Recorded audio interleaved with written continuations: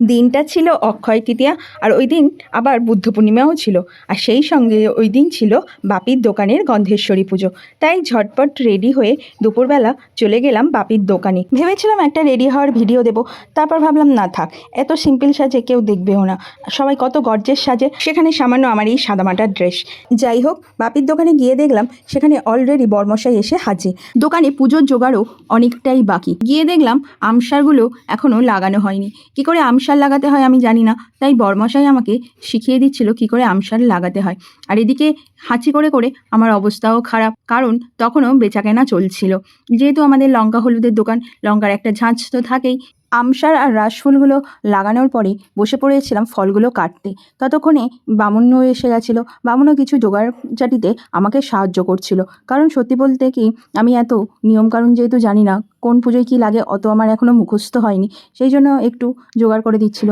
আর প্রত্যেক বছর মাই হচ্ছে গিয়ে জোগাড় করে, এবছর মার শরীরটা খারাপ হওয়াতে আমি জোগাড় করলাম। সত্যি বলতে বটিতে আমি খুব একটা অভ্যস্ত নই, সেই আমি বাড়িতে ছুরি ব্যবহার করি, আর এখানে বটিতে শশার খোসা ছাড়াতে গিয়ে আমার তো নাজেহাল অবস্থা। যাই হোক, ফল কাটা নির্বিঘ্নেই হলো।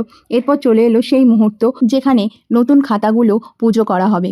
আর এই খাতায় এখন 1 বছর চলবে, মানে সারা বছর যেটা বলে, এই খাতাতেই এখন হিসেব নিকেশ লেখা হবে। গন্ধেশ্বরী পুজো হোক বা যে কোনো পুজো, প্রথমেই হচ্ছে কি সিদ্ধিদাতা গণেশের নাম করেই শুভ কাজ শুরু করতে হয়, সেই জন্য খাতায়ও লেখা হলো।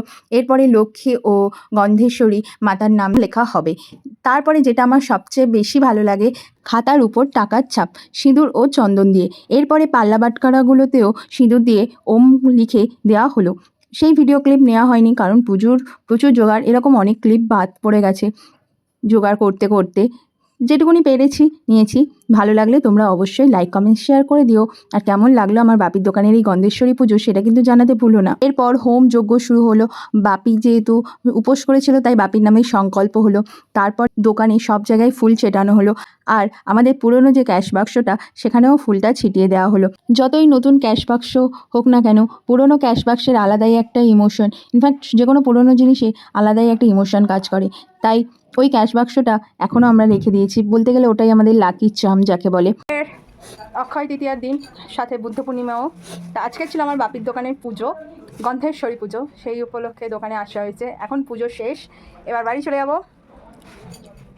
হ্যাঁ, টুস টুস করে খেয়ে নিচ্ছে, যেটুকুনি বেশি হয়েছে সেটুকুনি খেয়ে নিচ্ছে। খাও খাও খাও খাও, এই যে খেয়ে নিল। তো আমাদের পুজো শেষ, এবার বাড়ি যাচ্ছি। তো তোমরা আমাদের ভিডিওটা দেখো আর কেমন হয়েছে বলো। Thank you.